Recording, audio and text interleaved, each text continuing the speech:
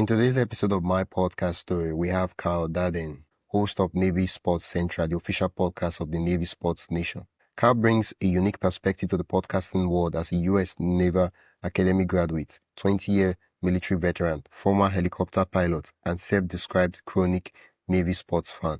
His passion for Naval Academy athletics led him to create the Navy Sports Nation blog in 2020, followed by his podcast a year later. What makes Karl's podcasting journey fascinating is how he's created a platform that showcases one of the most unique athletic programs in collegiate sports, featuring conversations with Navy coaches, former athletes, and fellow sports podcasters. He's here to share his story on how he built his show from the ground up. And tell us your name, the name of your podcast, and what your podcast is about. Okay, my name is Karl Darden, and the name of my podcast is Navy Sports Central. All right. And it focuses specifically on the athletes that attend the United States Naval Academy, which is where young men and women go who want to be professional naval officers and Marine Corps officers in the United States military. Now, that's not the only source to become an officer, but that's one of the three main ones.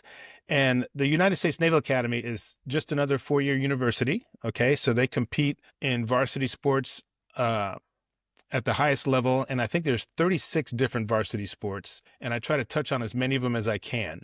And by the way, that number 36 is the highest. I think it's tied for the most varsity sports at the college level with Ohio State and Stanford. So I focus on those athletes because they, in a lot of ways, they're elite athletes, but not a whole lot of people know about them because the Naval Academy is not an institution where people go if they want to be a professional athlete, right? They're going there because they want to be a professional officer in the Navy or the Marine Corps. How old is the podcast? Oh, how old? Got it. Okay. It is, I started it in 2021, so it just hit 4 years old. Wow, congratulations. Thanks. Oh, yeah. I mean, a lot of persons are struggling to keep up the first 2 months, and here we are 4 years. Wow, that's a big win. Yeah, for sure. And I will tell you that at least recently, it's kind of dropped off a little bit, but that's only because of just some things that kind of popped up in my family. Unfortunately, my father passed away a few months ago, so that really kind of wrecked my schedule. Yeah, but other than that, I've been able to put out, I usually try to get it out every 2 to 3 weeks. Sometimes in the summer when there's not a lot of sports going on, it kind of drops off a little bit and then we pick back up in the fall. But when I'm going strong, I can usually get out, I'm going to say 16, 18 episodes a year. And so after 4 years, in fact, I'm finishing up editing one here in the next couple of days that I'm going to put out probably by the end of the week. And that will be episode 76. So that kind of gives you an idea of where I am in terms of numbers. Yeah. For me, what stands out particularly about you, what you just shared so far, is the fact that you've defined what consistency means for you. Yeah. There are podcasters that do every day. There are podcasters that do once a month. I've had a podcaster come on this show and tell me that they've been doing their show for 17 years and they publish once every month. And you do yours, I'm guessing, okay, at 18, 16, that would be, how often is that? Yeah, I mean, it's probably works out, when you figure it out, it probably works out to be more like every 2 weeks. Yeah, probably 3 weeks if you averaged it out. Because if I'm thinking, you figure 76 episodes over 4 years, that's basically 60 months, right? I'm sorry, 48 months. So, 72 divided by 48 is going to be 1 3/4. So, probably, 2 to 3 weeks or so. Okay. Wow, 2 to 3 weeks. Wow, that's nice. Do you have a set day you publish, or it just comes out when it comes out? Yeah, kind of that. I mean, I try to put them out. I don't typically will release one on the weekend, but usually if it's like, and I probably try to avoid Fridays too. So Monday through Thursday, if it happens to fall on one of those days, that's just fine. And I mostly just do this as a hobby. I mean, it's not really a revenue producing venture or anything like that. I just have a lot of fun talking with the different athletes. Sometimes I'll do an episode where it's just me, but I prefer to have a guest on that's either, I've talked to athletes, midshipman athletes. I've talked to coaches at Navy. I've talked to a lot of my own classmates who were athletes when they were there. And then, other Naval Academy graduates who were also athletes but didn't graduate the same year as me. Yeah. Well, I want us to step back a bit, right? What was the real deep reason you started this podcast? Well, you'd probably have to go back. I'm going to go back about 10 years. Well, gosh, probably closer to 15 now. Geez, amazing how time flies by. But Yeah, several years ago, our Naval Academy class has a Facebook group page, right? And just every so often during the football season, if the team had a good game, I would just like kind of type in just a few sentences or whatever saying, hey, Navy football won their game over, I don't know, Houston, and so and so did pretty well, blah blah blah. And eventually that kind of morphed into like a full-blown analysis of the game on the Facebook group page. And then somebody yeah, suggested to me, hey, you should consider starting a blog because your writing is pretty interesting. And even people who don't really follow football that closely, they can kind the of ready stuff. identify with, yeah, they can kind of identify with your style and all that kind of stuff. And I said, Yeah, I don't really have the time for it. I'm working and stuff like that. But then about 6 years ago, I heard the same thing again from one of my classmates, and she really encouraged me to do it. So in 2020, I started writing a blog called basically the Navy Sports Nation. And it was something that I, again, put out probably once every 2 to 3 weeks or so, just writing different articles. And I got permission from the Naval Academy Sports Information Department to use their photos to kind of, use yeah, in the illustrate articles the and so write-up. forth. Yeah, they kind of gave me the green light and everything, so I didn't have to worry about copyright infringement or anything like that. And Yeah, so that was nice. But then it was about a year after that I said, you know what? I think the podcast might be a lot more fun because you can kind of connect with the audience a little bit more, that sort of yeah. thing. So in March of 2021 is when I started the podcast. And my first one was basically by myself, but then the second one I had the coach of the Navy rowing team on. And then from there, it just kind of built up. And I try to have guests on about usually 2 out of every 3 episodes, if I can. Wow, wow. Okay. For me, it's the fact that the podcast is pretty niched, right? Yes. It's never an athletes in Naval Academy, and I'm guessing it's just one, right? Yeah, there's just one Naval Academy in the U.S. They also have like a Coast Guard Academy, but that's like completely different. But yeah, it's basically a very unique school. Wow. You're right. I mean, it's very niched. I mean, I'm not the kind of guy who's going to have like, thousands of downloads per episode. For me, if I pull in, if I look at it, I probably average between 100 and 150. And that's Wow. when you consider my audience, that's probably about right. Yeah, yeah. Yeah. I mean, usually people say you have to get 1,000, 10,000, and all that. But for me, it's not that. Sometimes we just have to take a pause and ask ourselves, okay, wait, I get 100, 150 downloads. Who are the people listening to it? It could be some of the big names in the industries are listening to your podcast, and you never know. Yeah, yeah, yeah. Because I knew. I'll give you an example. Like I said, I compare it to the number of people that are on my Navy Sports Nation group page. There's 1,000 on that, but you and I both know that on Facebook, that doesn't mean there's 1,000 active and engaged Yeah, members of the group. It's probably more like 10% of that, right? So you yeah, figure, 100, 150 or so. And then you figure there's probably people who aren't in the group that listen, Naval Academy graduates or whatever, or maybe just some people who just happen to like Navy sports, for example.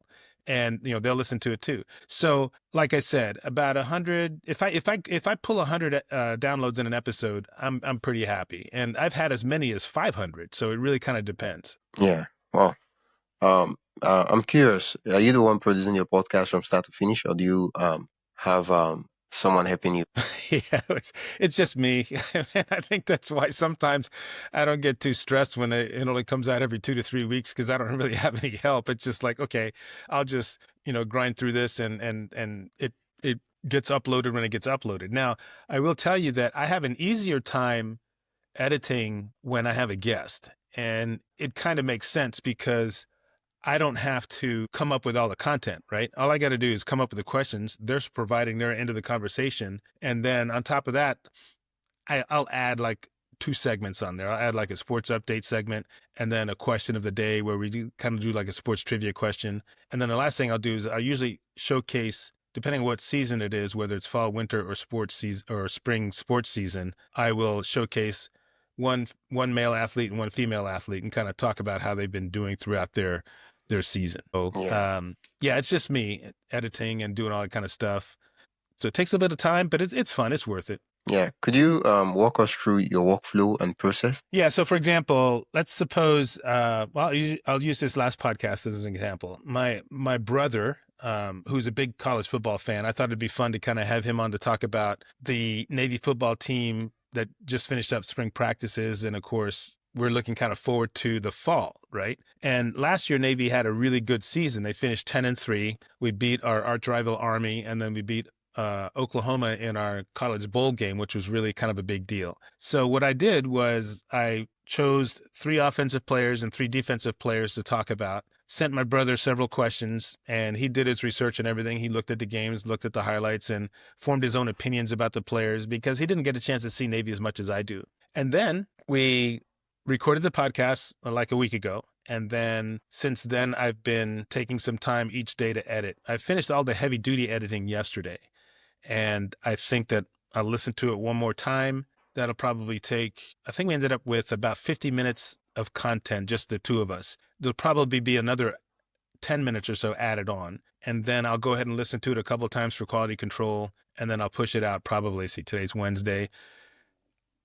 I'm going to try and get it out by Friday. If not, I'll probably wait till Monday. Okay.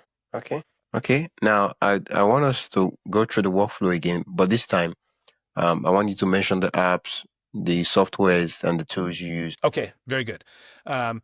If I'm using, well, I'll use Riverside, like yourself, to do the recordings, the remote recordings and so forth. Now, I don't edit in Riverside just yet because I am still learning it. I basically converted from I converted from Squadcast / Descript over to Riverside. And the main reason I did that wasn't because I was displeased with Squadcast. It's actually very good. But they don't really have a good streaming capability. And I was toying with the idea of doing that this year. Now, I haven't done one yet, but, I will still look into it. And if it looks like it might be worth the effort, I'll give it a shot.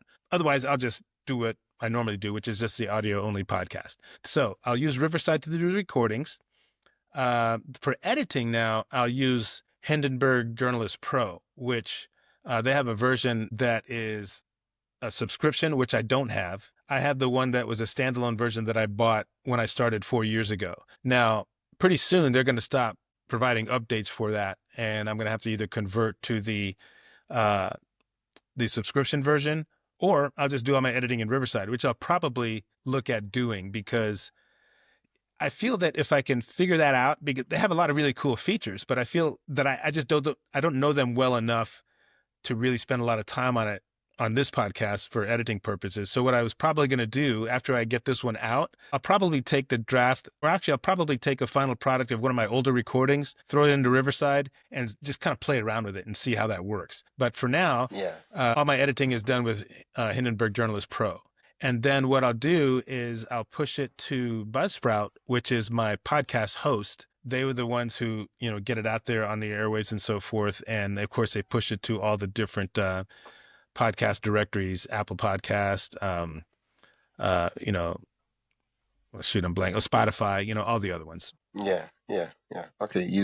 Do you do promotion on social media and the all those other platforms? Yeah, I will talk about it on my group page, both my class page and also the Navy Sports Nation group page. And then I'll usually post something on Instagram. I don't use Twitter that much, or X, whatever you want to call it now.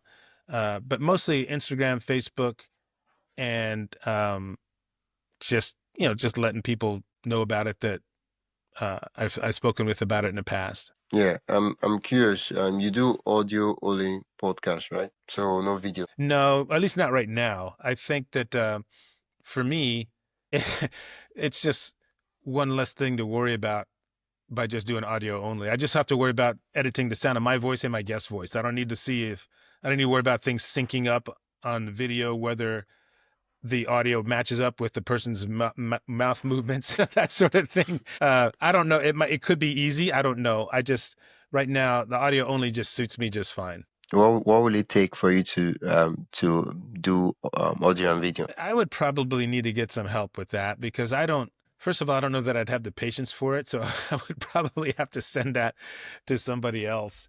And I don't know. I get the idea that there's a lot of people wanting to migrate to the video side, but it's interesting. I listen to well the company that hosts my podcast, Buzzsprout. They have a podcast themselves called Buzzcast, and they field these questions all the time in terms of should we go video? Do we need to spend more time on it? And well, 2 out of 3 of them are very comfortable with the idea of just sticking with audio only. So I just kind of figured, all right, well, if that's what they're doing, I don't really see, because it's just me, and I think that's probably the primary driver. I will probably continue just to do audio only. Okay, okay, okay. Yeah, I get it. It makes sense. I mean, this script and all these tools, they try to make the process faster, easier, and better. But I guess have you really tried this script for editing? The script? No, I have not. In fact, when Squadcast merged with Descript, I had an opportunity to kind of mess around with it. But it's weird when you edit text and then you listen to it, depending on how it flows, it can be pretty seamless. But other times, it really kind of depends on the person's style in terms of their diction, how they speak, that sort of thing. Because there's a lot of times when, I mean, it might take you a little bit longer, but, and I'm kind of a little bit compulsive about this sort of thing when it comes to editing and making it sound real smooth. The way that Hindenburg Journalist Pro edits, you have separate audio tracks and you have like the waveform, right? And Yeah, you can you can be really, really precise in terms of where you make those cuts and putting them together and stuff like that. And I don't know that editing text gives you that same sort of precision. And unless there is, for instance, if you're talking about editing out filler words, right?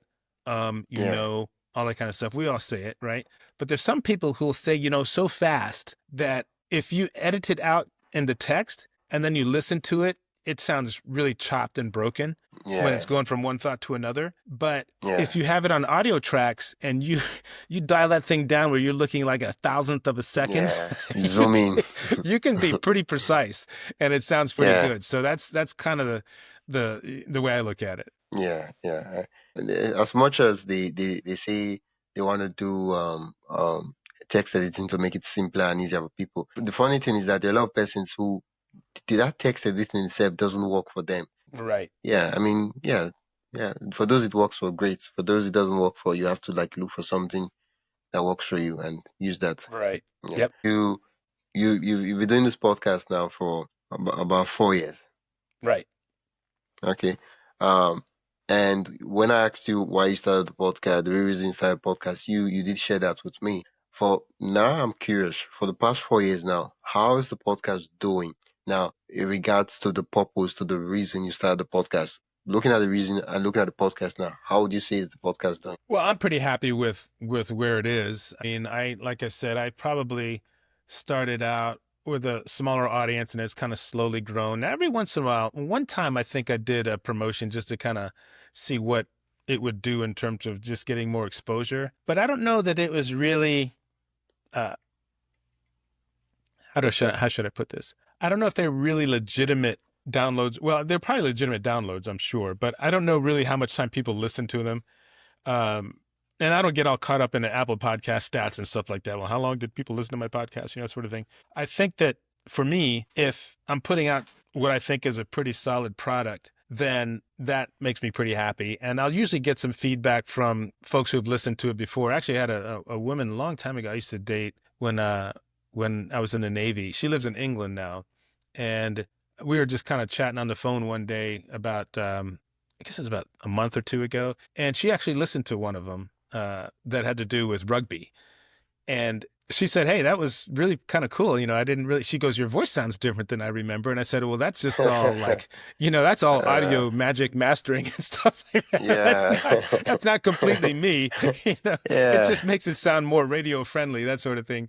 But yeah, uh, yeah, I'm pretty happy with it. And what to me, what the most fun is, Wisdom, is I just like talking with people about sports, right? I mean, there are just certain things that I could just do all day, and that's one of them, especially if you start talking about Navy sports. I used to joke around with people when I'm basically retired now, but when I was working, I used to say, hey, if you ever want to get me off topic, all you got to do is say something about the Naval Academy or Naval Academy sports, and I will go off on that tangent and I will stay there as long until you bring me back. So Yeah. it was a lot of fun. I mean, when my brother and I recorded the one just the other day, we probably had well over an hour's worth of content, and I could have gone longer, but we just had other stuff to do, right? And then by the time I edited everything out, I said, "Oh, this was kind of fun, but it doesn't really have much to do with what we were really focusing on." So I'd edit that out, and like I said, it came down with about, I would say, 50 minutes of content to put out there. So Yeah. Oh, well, okay. The podcast, yeah. I mean, you've had interesting conversations with people. Could you share instances of 2 to 3 connections or conversations with people you've had so far with your guests that you're glad that you did start a podcast, and because other than the podcast, you probably won't have been able to have that conversations or speak to those persons. right. Okay. So I would say that this is actually kind of interesting. The one that I really, really enjoyed was just not this last one that I recorded with my brother. We'll see how that one does. But the one before that, I interviewed 2 of my classmates who were on the varsity rowing team when we were at the academy. Okay. And I mean, I'm not sure how big rowing is in Nigeria, but you've probably watched the Olympics and you've seen it there. That is the event that we're talking about in terms of the distance and that sort of thing. Well, when we were seniors, the Naval Academy won the national championship in rowing, and that was a really big deal. And it was just really cool to connect back with my classmates because it allowed my audience to get some insight into a sport that virtually, I would say, 80 to 90% of the academy has never really followed that closely, right? And yet they are some of the most elite athletes we have at that school. So that was important to me. And then just to hear my classmates tell the stories of that championship season was just hilarious. I mean, there were certain stories that they shared that I just thought were, oh my God, that is just too much. So that was one, because you got an insight to what it was like for elite athletes to compete in a championship season and what it felt like for them to win it. There's another one that I really enjoyed. It was actually one of the first ones that I did. It was with another one of my classmates who she was on the Navy women's basketball team. In fact, she was the team captain when we were seniors. And she went on to become, after she, actually, I think this is what she was still, no, she was out of the Navy by this time, but she came back to be an assistant coach at Navy and is still very tightly connected to the program. So again, talking with her about her experiences was really something as well. Now, what makes her story even more interesting was because when we all started at the Naval Academy, it was only the 5th year that women had been admitted. The first year that women were permitted to attend the academy was 1976. I went in with the class of 1984, so we started in July of 1980. And again, that was only the 5th year for women being at the academy. And there were a lot of people who weren't terribly keen on that. And they kind of did everything they could to make their lives miserable and stuff like that. But these sisters persevered. I mean, they hung in there. We ended up, we graduated probably not a ton. I would say probably about 40 or so if I had to guess. But now it's completely different. I mean, obviously, so much time has passed and they're just on every level. In fact, I would say that if you look at the 36 sports at the Naval Academy, it's either the co-ed sports or the women's sports that are really driving a lot of, when you look at, league championships and stuff like that, women's indoor track, women's outdoor track, women's rugby, which was fairly new, does really well. Women's swimming and diving, lacrosse. Again, these are sports that, and soccer, and women's tennis. In just about every women's sport, they won a league championship at one point or another. And that the same can't be said for the men's teams. Hey, just a quick break. If you enjoying the insights so far and want even more behind the scenes ideas, inspiration and tools for growing your own podcast, join my email list at mypodcaststory.com mypodcaststory.com/join. That is mypodcaststory.com/join. You get access to helpful resources, exclusive updates, and the kind of stuff I only share with my email subscribers. Whether you're starting out or already podcasting, there's something valuable waiting for you. Head over to mypodcaststory.com/join and subscribe. Now, back to the episode. Yeah. Wow.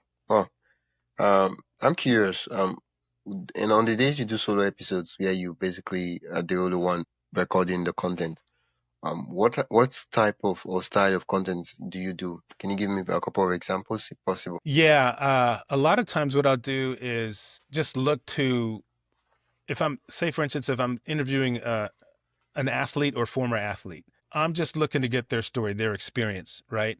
There's been actually other times where I've spoken with the parents of current athletes. In fact, one of the ones that I've spoken with on 2 occasions, this guy is amazing. He is a wide receiver on the Navy football team, but he's also a sprinter. And when he competes in the fall in football, as soon as he's done with that, he takes about 2 weeks off and he rolls right into the indoor track season. And then when he's done with that, he rolls right into outdoor track. And this guy is legit. I mean, he qualified for the Olympic trials last year.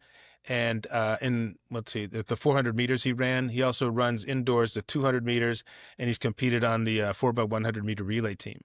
So I have not spoken with him, but I've spoken with his mom on a couple of occasions. So I would ask, hey, what was it like raising an athlete, and how did you go about supporting him and stuff like that? And then I'll also talk with coaches. And when I'm talking with coaches, then that's a whole different line of questioning. So it really kind of depends on who the guest is, and that'll determine which direction I go for the podcast itself. Yeah.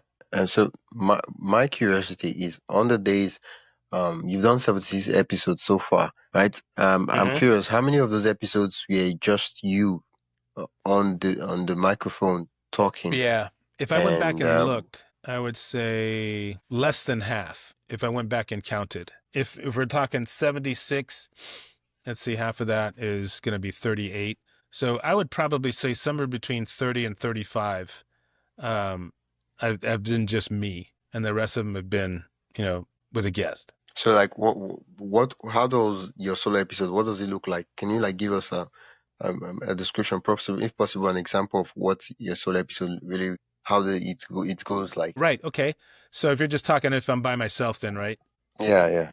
Okay. So for example, I'll try to pick a topic as we're coming towards the end of the year here. Like for instance, I will pick a day to do like, the top 10 moments in Navy sports for the 2024-25 sports season. Okay. So that'd be one possible topic.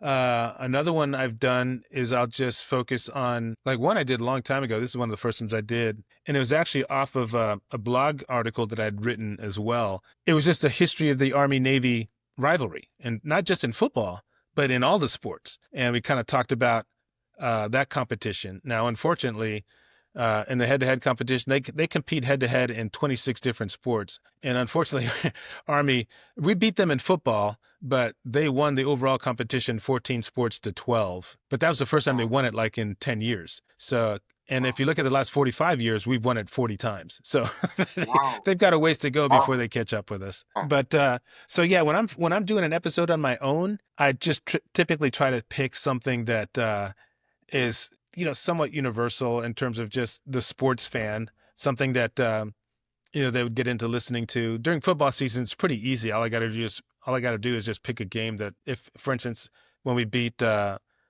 two rivals, Air Force and Army this year, that was an easy one because I would just talk about that game. And if I had a guest, great. But in this case, I did not. And now typically those are a little bit shorter. I would say that the most I typically go on a solo episode is on average 30, maybe 35 minutes. And that's because it takes a little time to write 35 minutes worth of content. I'm not the type of person who can just jot down bullet points and just wing it. I need to be fairly precise with the script. And even though it doesn't sound like I'm reading it, I still need a lot of detail there. Yeah. I know you mentioned earlier on that your podcast, it's a passion project, but I'm just curious, does your podcast make money? No, it does. I have some monetization set up, and some people have been kind enough to, because I actually have a little break in the show. It's what do you call it? Just a formatted audio track that I stick in every episode where I'll ask them to follow the show. And if they want to support the show, they can by clicking on a support the show link in my on my page. And I just say, hey, if you like what you hear and you feel like kicking out $1, that's fine.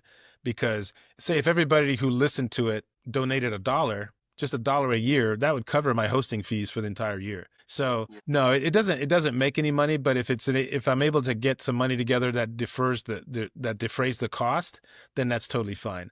I also have a monetization link with a company called Fanatics, who just basically makes sports apparel and so forth for college and pro teams and everything. And I've had some people use my link to buy Navy related articles, or even if their professional favorite team, and I get like, I don't know, 8 or 10% of that.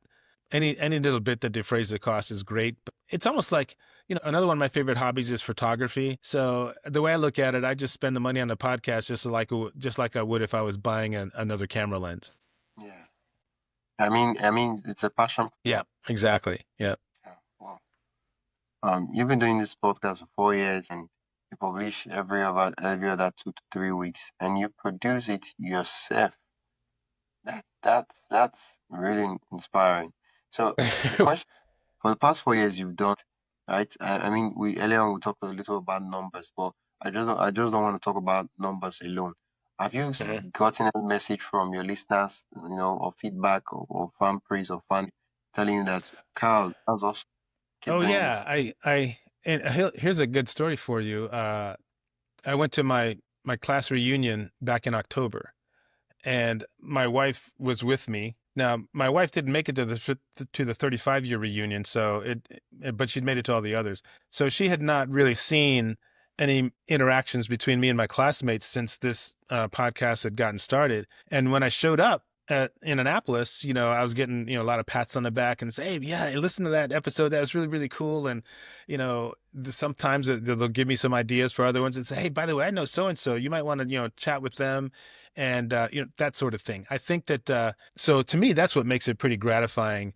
And we have like a little link where they can text the show. I've gotten a couple of texts that way too as well. Saying, "Hey, I just listened to that episode with who was it? One guy that we were just talking about football, college football in general, and he really liked it, and he took the time to actually send a message to me. So that was pretty nice too." I was thinking of doing something, but I don't know how possible that would be. Probably because it's kind of like on the spot moment. I don't know if the messages are easily accessible. Well, are you talking about the ones they send me? Yeah. Yeah. Now the thing is, they will send me the messages, and usually I'll get a notification saying, "Hey, somebody sent you a text message to the podcast," and I'll pull it up. Now I can't respond to them directly. They're still kind of working. They're still kind of working on a way to do that, but I will mention them on my show if I got a message from them, and that's just kind of my way of paying them back. Yeah, because what I'm asking is, I'd love for you if you could read some of those messages, probably without the names of people sending it, but I'd just love for the listeners to hear some of the feedback and fan mail you've Oh, got. okay. Well, I And have one for sure that I can pull up here real quick. Let me see if I can get to it. Let's see. I'm on my app here, so it might be. Let's see. Okay, here we go. Fan mail. Okay. Yeah, this one came from a classmate of mine in New Jersey. He says, "Hello, Carl. Heard about this podcast at our reunion last month and thoroughly enjoyed the episode with you and Doug." This guy, my buddy Doug Conkey, we were talking about the run up to the Army Navy game. Well done and thank you. And here's another one. Hi, Carl. This is a classmate of mine. She says, "Watching the game and really enjoying it. Um, have a few comments." And she said, "Here's a few comments. Too many penalties on chop block." So what I was doing here was just saying, "Hey, if you got any kind of feedback on the game, send it to me in a text message and I'll read it on the show." Right. And yeah, so that's what I was doing in this particular case. And yeah, then in other occasions, they'll answer back. If I put like a trivia question on the podcast, that's another way that they can answer is through a text message. yeah. Oh, oh, oh. So I guess the question you started how far back did you start interacting, incorporating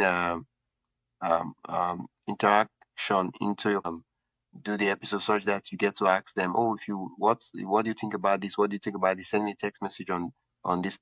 How far back did you incorporate that into your podcast? I started doing it really intently probably about a year ago. Now, I will tell you that they didn't even have this fan mail feature until probably about 2 years ago. So it's kind of been there in the background. But I think during football season is especially a good time to do it because people are, they're watching the games and they'll probably have their phones nearby. And if I give them a heads up that, hey, I'm watching the game, you guys, I'm going to be on my phone. If you want to send me some messages through the podcast, go ahead and send them now. If you have any questions about what's going on during the game, send them now and I'll answer them during the podcast itself and I'll mention who they came from and stuff like that. So I would say I've been using that platform intently for about the last year or so. Oh, and your listeners have been responding. Yeah, well, certainly last fall they were. Now, most of them, I will say, they used this a little bit, but they mostly used the group Facebook page comment section, and they would just reply that way. And I would pull the questions and the comments off of that. Oh, yeah, the podcast is 4 years now, and it's doing pretty well. And for me, I like the fact that it's a passion project. Uh, it's one of those podcasts you start just to scratch and itch. I mean, you're already Yeah, yeah, talking about and writing about sports and all that, so you're like, we might as well just make it a podcast. exactly. Yeah, that was kind of like the thinking. So. Yeah. Um. Now the question I want to ask now is, over the course of the past 4 years now, has there been a time where you were probably out in the open, probably talking to people, and where someone kind of recognized you that, oh, good, you the guy from the podcast? Yeah, well, I will tell you that that's only among my classmates because this is not the type of, like I said, this is not the type of podcast that is going out to like these huge audiences. And I'll be honest with you, Wisdom, I don't get out much when I live here. I'm here in Phoenix, Arizona. Most of my friends are on the East Coast. The person I hang out with, the two people I hang out with the most is my wife and my son. So, there's not a lot of recognition certainly around here, but when I was back in Annapolis, I did get a lot of nice compliments and so forth because they remembered me from not just writing the blog, but also hearing the podcast as well. So yeah, you'd hear it a little bit, but it was strictly within that Naval Academy family. Yeah, I mean, yeah, it's understandable. Yeah, it's understandable. I mean, it all makes sense now, but now that you have a podcast, how does the conversation go? Has it changed from the interactions you had before, or does the podcast had spice? Oh, it really depends on who I'm talking to, and I think that a lot of times if I'm engaging with other midshipmen or alumni and so forth, I'm always kind of looking for a good angle to maybe invite them on as a guest or something like that if they have a good story to tell. I don't know that it's really kind of changed the types of interactions I've had overall. I mean, I'm still the same old person, and like I said, if it was, if I was Joe Rogan and raking in millions of dollars or something like that, it might be a different story, but it's not. It's just me. And I think people they get a kick out of hearing the story of how I got started. And, like I said, they just like talking about sports. And if they do like that, then that's somebody who I'd be willing to sit down and have a chat with. Well, well, I mean, you've had the opportunity to meet incredible persons and talk to some of your classmates and some movers and shakers in the in the in the pretty niche uh naval athletes Hmm. community. And yeah, that's that. How do I be now? I guess the question I want to ask now is: do people reach out to you to be guests on your show, or have you always been reaching out? I usually touch base with them, and I use this other service called Podmatch that you have the opportunity to request to be on other people's show or that sort of thing. Now, I've actually matched a couple of guests. I pulled in a couple of guests from there just using because they send you like 2 matches a day or something like that. And I've actually pulled in a couple that I thought had a pretty good story to tell. Like one guy wrote a book on just the whole idea of managing pressure and just dealing with that when you're competing, right? And I thought that had some relevance to what I was doing. So I invited him on and I thought he did a really good job. That one pulled in over 100 downloads over time. Um, but I think that for the most part, I I've never solicited to be a guest on another show because I just, like I said, and like you recognize, it's a very niched type of podcast. So I would say if anybody feels that this niche is something that their audience would find some value in, I'm more than happy to do it. But I'm not going to go out there and just, toot the horn, so to speak. If they want to come and ask and we can talk about it, I'll just say, yeah, sure. I'll do that. Just let me know what approach you're going to be taking. And I tell them ahead of time, hey, my main focus is showcasing these athletes. So that's the main thing. And I'm certainly willing to talk about how I got started and all that kind of stuff. But for the purposes of being on other shows, they typically are interested in, learning more about the Naval Academy and how sports fits into the whole program. Yeah. Now that you've been doing the podcast for 4 years now, I'm pretty sure you've learned a lot um, from on the technical side and about yourself just by virtue of podcasting. What are some projections you have? The next podcast year, the next. Well, I think for me, if I can maintain, and quite frankly, I don't know how much longer I'm going to do it. I saw myself initially probably looking at this as a 7 or 8 year sort of project, and I'm basically 4 years in now. So we figure about halfway through or whatever. Maybe I stop it after a certain number of episodes, and who knows what tomorrow is going to bring anyway. I mean, there's certain things that you just can't predict that might have impact how long you can do it. But all things being equal, I would be happy if I could continue to put out roughly 12 to 18 episodes per year. Certainly that would drop the frequency a little bit to once a month. But as again, there's other things I want to be doing. Traveling is one of them, and if I'm out traveling, obviously I can't be doing a podcast sort of thing. But that would be probably one of the few things that keeps me from publishing on the frequency that I would prefer to publish. But it would be for good reason. Yeah, I mean, you at the end of the day, you're the chef. You're the one who gets to call the shots for your show. So Right. you get to decide how frequent you want to post, what kind of stuff you want to talk about on your show, where it's going to.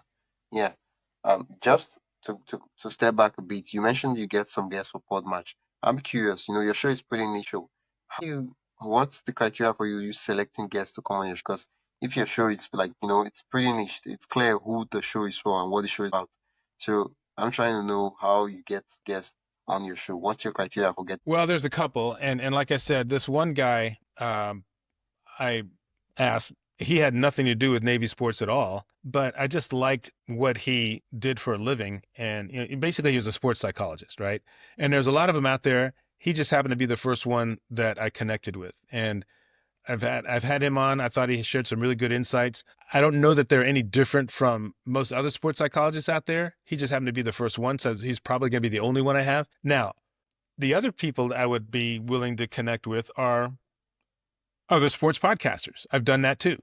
And like I said, mostly they're interested in talking about learning more a little bit about Navy sports and how midshipmen can fit sports into their daily routine because it's pretty hectic, and the classes are no joke either. And then the other persons I would be willing to speak with are the ones who let me see, I lost my train of thought here. Let's see. Oh, yes. Say there's a podcaster from another school, and maybe we're coming up and we're going to be playing, say, for instance, one of our first games of the year in football this upcoming year is against VMI, the Virginia Military Institute. If there happened to be a podcaster that focuses on VMI, I think it'd be pretty cool to have him on the show. I did that a few years ago. Navy played Marshall, and I reached out to a guy that covered Marshall football as a podcast, and I invited him on the show, and he did a great job. And I think that's something that could be a lot of fun as well. Just on a quick note for me, every day I interview guests on the show, I'm always reminded of how podcasting can basically be anything you want it to be, and you can basically use it for whatever you want to. There are people who use it to make money. There are people who use it to become better speakers. There are people who use it to have to connect with people and have conversations, and which is your case, and you get to like talk to people and talk about the stuff you're pretty much interested in.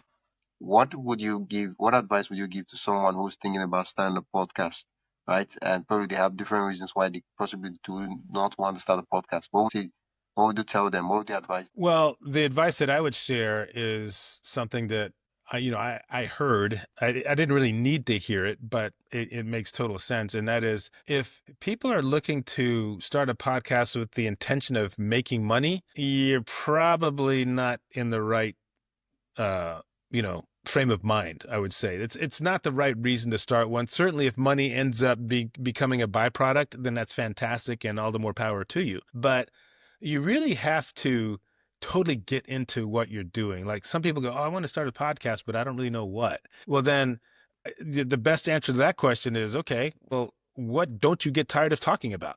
And if you answer that question and you feel that it's a pretty, interesting topic that you think you could get enough people interested in, then go with that.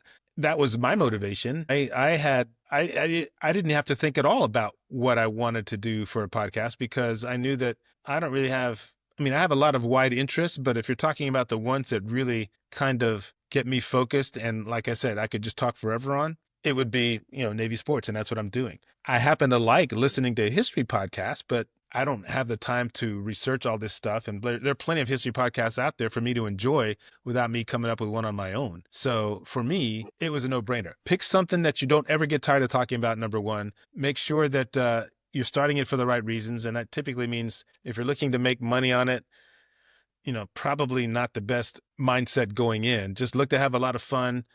And eventually, if something happens, because I've seen it happen plenty of times. I mean, there's all kinds of great success stories where somebody go, "Oh, I was just wanting to do this just to kind of help people out." And the next thing I know, I got people calling me up to be sponsors on the show and blah, blah, blah. That's fantastic.